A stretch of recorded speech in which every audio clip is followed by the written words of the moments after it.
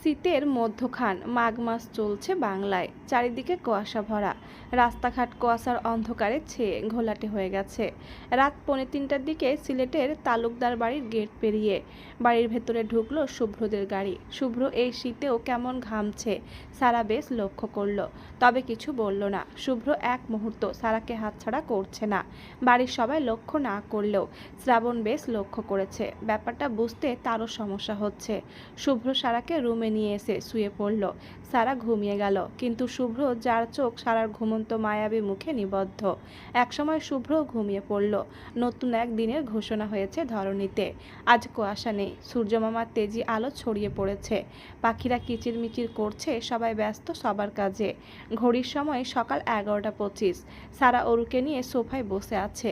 শুভ্র অফিসে গেছে, শ্রাবণ কোথায় গেছে কেউ জানে না, বলে যায়নি। আনিসার পরীক্ষা পড়ছে, আর ফাতেহা সে 8টায় কলেজে চলে গেছে। সারা অরুর সাথে গল্প করছে, যদিও অরু শুধু হাসছে, এতেই সারা আরও মজা পাচ্ছে। রান্নাঘরে মিসেস আনিতা ও সুমনা রান্নায় ব্যস্ত। মিসেস আনিতার নাম্বারে হঠাৎ কল এলো। মিসেস আনিতা শাড়ির আঁচলে হাত মুছে স্ক্রিনে চোখ রাখলো, সাথে সাথে ভুরু কুঁচকে গেল। Unsave number. মিসেস আনিতা রান্নাঘর থেকে বেরিয়ে নিজের ঘরের দিকে হাঁটা শুরু করে কল রিসিভ করলেন। কল রিসিভ করার সাথে সাথে ওপাশ থেকে ভেসে এলো মিষ্টি মেয়েলি কণ্ঠ। আসসালামু আলাইকুম আম্মা। মিসেস আনিতার পা থেমে গেল। কণ্ঠটা খুব চেনা, তবে মনে করতে পারছে না। মিসেস আনিতাও সালামের উত্তর দিয়ে বলে উঠলেন, কে মা তুমি, আর আমি তোমার আম্মা মানে? ওপাশ থেকে বোধহয় হাসলো, তারপর বলল, আমাকে এত তাড়াতাড়ি ভুলে গেলেন আম্মা? আপনি তো বলেছিলেন আমাকে কোনোদিন পর ভাববেন না। মিসেস আনিতা চিন্তায় পড়ে গেল। খুব চেনা চেনা কণ্ঠ, তবুও মনে করতে পারছে না। মিসেস আনিতার কোনো সারা শব্দ না পেয়ে ওপাশ থেকে মেয়েটা বলে উঠল, আম্মা চিন্তায় পড়লেন নাকি? আমি কে? চিন্তা করবেন না, আমি যেই হয় না কেন আপনি আমার আম্মা। আনিতার হাত কাঁপছে, বুঝছে না, তবে ওপাশের মেয়েটার কথা শুনে মেয়েটা হয়তো বুঝলো মিসেস আনিতার সমস্যা। ফোনের ওপাশ থেকে হেসে বলে, খুব তাড়াতাড়ি দেখা হবে আম্মা, আজ রাখি, আল্লাহ হাফেজ। পিক পিক করে লাইন কেটে গেল। মিসেস আনিতার মাথার ওপর দিয়ে গেল ঘটনাটা। কি হলো, তাকে আম্মা বলে কেন ডাকলো? মিসেস আনিতার ভাবনার মাঝেই মিসেস সুমনা আপার ডাক শুনে রান্নাঘরে ছুটে যায় আনিতা। রান্নাঘরে গিয়ে রান্নায় মনোযোগ দেয়। আপাতত এসব ভেবে লাভ নেই। এখন ছেলেমেয়েরা কী সব ট্রুথ ডেয়ার খেলে, হয়তো ডেয়ার নিয়েছে, তাই রং নাম্বারে কল করে মজা নিল। কিন্তু মিসেস আনিতার মনে খটকা থেকে গেল। মেয়েটার কণ্ঠ খুব চেনা। ফাতেহা আর রেহান কফি শপের একেবারে শেষ কোণার টেবিলে সামনাসামনি মুখোমুখি হয়ে বসে আছে। ফাতেহার পাশে বসে আছে রেহানের বোন রাহি। যদিও রাহির মুখ হিজাব দিয়ে ঢাকা, সেই জন্য ফাতেহা খুব দেখতে পাচ্ছে না, তবে এটা বুঝেছে রেহান আর রেহানের বোন খুব আন্তরিক। তাদের ব্যবহারে ফাতেহা মুগ্ধ। ফাতেহার ক্লাস টাইম শেষ হয়ে যাবে তাড়াতাড়ি, উঠে গেল সাথে সাথে। রাহি আর ফাতেহা কফি শপ থেকে বের হলো, আর রেহান বিল পে করে দিয়ে আসলো। রেহান তাকিয়ে বলল, এখনই ননদ ভাবির কি মিল, আহা, বিয়ের পর আমাকে আবার ভুলে যাস না। রাহি হেসে বলল, আমার একমাত্র ছোট ভাইয়ের বউ, আমার ভাবি তো ভাব হবে না, আজব। ফাতেহার লজ্জায় কান গরম হয়ে যাচ্ছে। রাহি বিষয়টা বুঝে হাসলো, তারপর বলল, ছোট ভাইয়ের বউ তাই নাম ধরে ডাকবো, ভাবি বলবো না। আর আমি তোমারও আপু, বুঝলে? ফাতেহার গাল টেনে দিয়ে ফাতেহা মাথা নাড়িয়ে হ্যাঁ বোঝায়। রেহান গিয়ে ফাতেহাকে রিস্কায় তুলে দেয়। তারপর রাহি আর রেহান অন্য একটা রিস্কায় উঠে বসে বিপরীত দিকে যায়। রাহি ফাতেহার অনেক প্রশংসা করছে, যেটা রেহানের খুব ভালো লাগছে। আসলে ফাতেহা মেয়েটা খুব সভ্য আর বিনয়ী, কারোর সাথে উঁচু গলায় কথা বলে না, আর কাকে কেমন সম্মান দিতে হবে তাও জানে। রাহি হেসে রেহানকে বলল, তাড়াতাড়ি বিয়েটা করে ফেল, ভাবির হাতের রান্না খাওয়া যাবে। রেহান মুখ গোমড়া করে বলে ওঠে, ফাতুর আব্বা তো রাজি না আপু, এইচএসসি পরীক্ষার আগে বিয়ে দিতে। রাহি এবার হেসে বলল, তাহলে অপেক্ষা কর। রিস্কা এসে একটা ফাঁকা গলির সামনে থামলো। দুজনে নেমে দাঁড়ালো। রেহান ভাড়া মিটিয়ে নিজের বোনের হাত ধরে পা বাড়ালো ফাঁকা গলির রাস্তায়। শ্রাবণ আজ অফিসে যায়নি, জব ছেড়ে দিবে সিদ্ধান্ত নিয়েছে। তারপর ব্যবসা সামলাবে। শ্রাবণের চোখ লাল। সেই ভোরবেলা বের হয়েছে, আগেও বের হতো, তবে আজ একটা কারণে। শ্রাবণ নিজের গাড়ি সাইড করে 1,000 টাকার 3টে নোট একজনকে দিল। সে সাথে সাথে সাদা ঢপের ভেতরে কিছু একটা তরল ভরে বোঝাই করে দিল। ঢপটা 5 লিটার হবে। শ্রাবণ সেটা গাড়ির ডিকির ভেতরে রেখে দিল। সকাল হয়ে যাচ্ছে, তাড়াতাড়ি বাসায় পৌঁছানো লাগবে বলে গাড়ি স্টার্ট দিল। শ্রাবণ এসেছিল গ্রামের সাইডে খেজুরের রস কিনতে, সেই জন্য কনকনে ঠান্ডার ভেতরে ভোরবেলায় গাড়ি নিয়ে বের হয়েছিল। কাল যখন ঢাকা ব্যাক করার সময় অন্ত বলেছিল সারা আপু রসের চিতই পিঠা খুব পছন্দ করে, তখনই শ্রাবণের মাথায় গেঁথে যায় কথাটা। সারা রাত না ঘুমিয়ে গাড়ি চালিয়ে বাড়ি এসে রেস্ট না নিয়ে শীতের ভেতরে ঠান্ডা ট্যাঙ্কির পানি দিয়ে গোসল করে নামাজ পড়ে বের হয়েছিল। সময় 12টা 5। শ্রাবণ বাসার সামনে এসে গাড়ি থামালো। প্রায় 3 ঘন্টা লাগে গ্রামে যেতে। শ্রাবণ গাড়ি থেকে নেমে রসের ঢপ নিয়ে বাড়ির ভেতরে গেল। সাথে সাথে চোখ গেল সোফার ওপর বসে থাকা সারার দিকে। তখন মিসেস আনিতাও আসলো। মিসেস আনিতা কিছু বলার আগে শ্রাবণ বলে ওঠে, মামুনি খুব খিদে পেয়েছে, খেতে দাও, সকাল থেকে কিছু খায়নি। মিসেস আনিতা বললেন, যা বাবা ফ্রেশ হয়ে আয়, দিচ্ছি। কিন্তু হাতে ওটা কি? শ্রাবণ সোফার সামনে গিয়ে দাঁড়ালো। সারা বোতলটার দিকে লক্ষ্য করে শ্রাবণের দিকে তাকালো। পাতলা ফিরফিরে শার্ট, চোখ লাল, কেমন উন্মাদ লাগছে দেখতে। শ্রাবণ টি টেবিলের ওপর ঢপ রেখে সারার দিকে একবার তাকিয়ে থেকে তার মিসেস আনিতার দিকে তাকিয়ে বলে উঠল, মামনি শীত তো চলে গেল, রসের পিঠা খাওয়া হলো না, আজ সন্ধ্যায় বানিও, সবার পছন্দ হবে। মিসেস আনিতা ভুরু কুঁচকে বলল, কিন্তু তুই তো পিঠা খাস না, হঠাৎ কি হলো? শ্রাবণ লজ্জায় পড়ল। তারপর ইনিয়ে বিনিয়ে বলল, আসলে খেতে ইচ্ছে করছে, বানিও। মিসেস আনিতা রসের বোতলটা নিয়ে রান্নাঘরে যেতেই সারা উঠে চলে যেতে চাইল। শ্রাবণকে তার মোটেই সহ্য হয় না। বিবাহিত ভাইয়ের স্ত্রীর দিকে কুনজর দেয়, কেমন লাগে তার কাছে। সারা চলে যেতে নিয়ে পা বাড়ালে শ্রাবণ গম্ভীর কণ্ঠে বলে ওঠে, কিছু খেতে ইচ্ছে হলে আমাকে না হয় শুভ্রকে বলবে, এমন লুকিয়ে রাখার প্রয়োজন নেই। বলে শ্রাবণ ফটাফট ওপরে চলে গেল। সারাও পা থেমে গেল। শ্রাবণ কি বলে গেল সারার মাথায় ঢুকছে না। তখনই দরজায় কলিং বেল বেজে ওঠে। সারা এসে দরজা খুলে দিতেই নবদিগন্তের সূচনা হয়েছে ধরণীতে। সকালটা মন মুগ্ধকর। চারিদিকে মেঘ মেশানো হালকা আলো। বারান্দার দরজাটা খোলা, সেখান থেকে আলো নির্গত হচ্ছে রুমে। আড়মোড়া খেয়ে বিছানায় উঠে বসে ফাতেহা। আজ শুক্রবার, আর শুক্রবার মানেই বাড়িতে চলছে বিশাল আয়োজন। আর আজ ফাতেহাদের বাসায় মেহমান আসবে।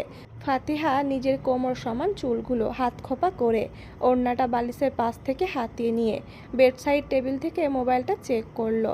7টা 20। ফাতেহা হামি দিয়ে ওঠে। ওয়াশরুমে গিয়ে ফ্রেশ হয়ে নিচে নেমে আসলো। ফাতেহা সিঁড়ি দিয়ে নিচে নেমে দেখলো সারা অরুকে নিয়ে বসে আছে, হাতে একটা বই, ক্লাস 10-এর বই, ফিজিক্স বই। ফাতিহা খেয়াল করলো অরু নড়াচড়ার জন্য সারা ঠিক মতো পড়ায় মনোযোগ দিতে পারছে না। রান্নাঘরে ব্যস্ত হাতে সকালে নাস্তা বানাচ্ছে মিসেস আনিতা ও সুমনা। ফাতিহা সোফার কাছে এসে সারার দিকে তাকিয়ে বলল, সারা অরুকে আমার কাছে দিয়ে তুমি পড়তে বসো, সামনে ক্লাস টেস্ট, স্যার কাল গ্রুপে বলছে। ফাতেহার কণ্ঠ শুনে এতক্ষণে সারা ফাতেহার দিকে তাকালো।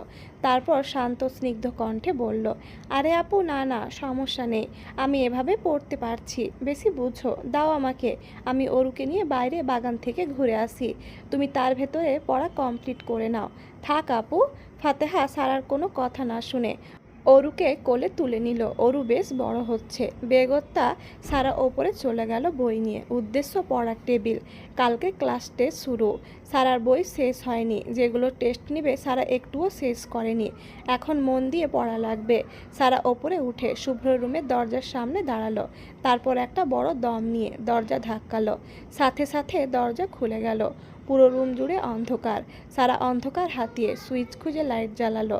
বিছানায় উপর হয়ে শুয়ে আছে শুভ্র, বুক অবধি কম্বল টানা, চুলগুলো এলোমেলো। সারা সেদিকে তাকিয়ে একবার হাসলো। তারপর পড়ার টেবিলে গিয়ে বইয়ে মুখ ডুবিয়ে পড়ার সাগরে পাড়ি জমালো। সামনের সপ্তাহে আনিসার এসএসসি পরীক্ষা শুরু। মেয়েটা প্রায় দিনরাত করে পড়াশোনায় ব্যস্ত, দরকার ছাড়া রুম থেকে বের হয় না বললেই চলে। আনিসা বই বন্ধ করে বাইরের সিঁড়ি দিয়ে নিচে নেমে আসলো। খুব খিদে পেয়েছে তার।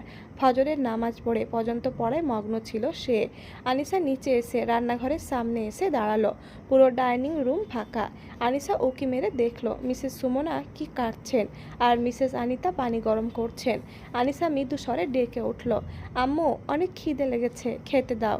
আনিসার কণ্ঠ শুনে মিসেস আনিতা এগিয়ে আসলেন সুমনা বেগমকে রান্না সামলাতে বলে। তিনি এসে আনিসাকে খেতে দিলেন। মেয়েটা সেই ভোর থেকে পড়ছে। আনিসা চেয়ার টেনে টেবিলে বসলো। মিসেস আনিতা খাবার দিল। আনিসা রুটি ছিঁড়ে আলু ভাজির সাথে মিশিয়ে গালে দিতে দিতে বলল, মেজো চাচি, দাভাই কোথায় জানো? আনিসার মুখে শ্রাবণের কথা শুনে মিসেস আনিতা বলে উঠল, না তো, কেন? আসলে একটা ম্যাথ সলভ হচ্ছে না, ভাইয়াকে খুঁজেও পায়নি। ও শ্রাবণকে বাজারে পাঠিয়েছি, এখনই চলে আসবে। ততক্ষণ তুই খেয়ে রেস্ট নে মা। ও না চাচি, অনেক পড়া। আচ্ছা খেয়ে একটু জিরিয়ে পড়িস। চাচি শোনো।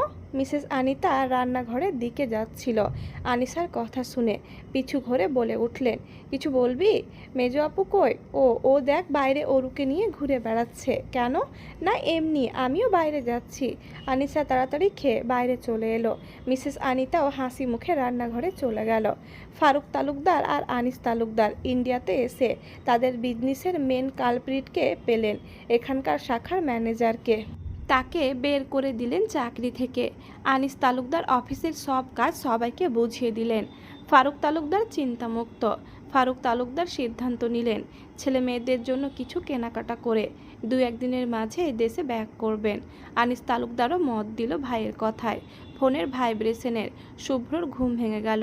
ভুরু কুচকে চোখ খুলতেই লাইটের চকচকে আলো চোখে পড়তেই মেজাজ খারাপ হয়ে গেল। বালিশের নিচ থেকে মোবাইলটা বের করে মোবাইলের স্ক্রিনে ভেসে থাকা সেভ নাম্বারের দিকে চোখ গেল। স্ক্রিনে ভেসে আছে ব্রোশল লেখাটি। শুভ্র ফোন কানে নিতে ওপাশ থেকে শ্রাবণ বলে ওঠে, কিরে কই তুই? আজ অর্ক আসবে 10টায়, এখন 8:30 বাজে। তাড়াতাড়ি নিচে আয়। শুভ্র কিছু বলার আগে কল কেটে দিল শ্রাবণ।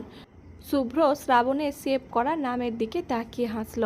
আসলে শ্রাবণ যখন যেটা চাইতো আকর্ষিতভাবে শুভ্র সেটা পছন্দ হয়ে যেত। তবে শ্রাবণের শুভ্রর খুশির জন্য বারবার নিজের পছন্দ ছেড়ে দিত। তবে একসময় একটা পছন্দের জিনিস শুভ্রর কাছ থেকে কেড়ে নেয় শ্রাবণ। তবে শুভ্রর কষ্ট দেখে আবার শুভ্রকে দিয়ে নিজে হারিয়ে যায়। সেখান থেকেই নামটা দেওয়া। নামের অর্থ আত্মার ভাই। আচ্ছা, আসলেই কি শ্রাবণ শুভ্রর আত্মার ভাই হওয়ার যোগ্য? যোগ্য। কারণ শ্রাবণ সব সময় নিজের পছন্দ ত্যাগ করে শুভ্রকে খুশি রেখেছে। শুভ্র নিজের উদাম গায়ে একটা টি শার্ট জড়িয়ে বিছানা থেকে নেমে দাঁড়ালো। চোখ গেল পড়ার টেবিলে। বইয়ে মগ্ন সারার দিকে, চুলগুলো ছেড়ে দেওয়া।